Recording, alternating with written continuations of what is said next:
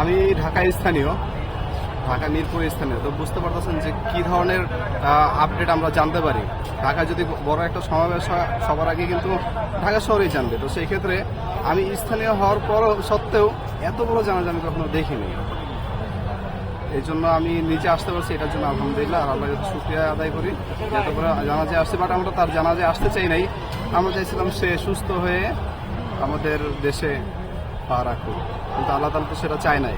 ভাই আমার আজকে আমার 2 দিন পর পরীক্ষা, ঠিক আছে, 3 দিন পর আমার পরীক্ষা, আর কি ইনকোর্স পরীক্ষা ফাইনাল ইয়ারের। বাট আমি পড়াশোনা বাদ দেওয়া হলেও আমি এখানে আসছি, কারণ আমার এখানে বেশি সময় যাবে না, 2 থেকে 3 ঘন্টা অথবা 5 ঘন্টাই গেল।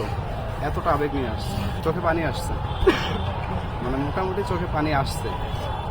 এটা সরকারের ব্যর্থতা, বিশেষ করে আসিফ নজরুল, তারপরে হচ্ছে স্বরাষ্ট্র উপদেষ্টা, হ্যাঁ এনাদের অবশ্য অনেক বড় একটা ব্যর্থতা আছে। যদি পারতাম ঘাড় ধইরা নামাইতাম, এরকম যদি ক্ষমতাবান আমার কাছে আল্লাহ দিত।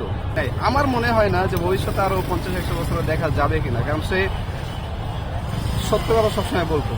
দেখেন আল্লাহর কাছে উনি যেভাবে মৃত্যুর কামনা করছে সেভাবে কিন্তু মৃত্যু হয়েছে ওনার।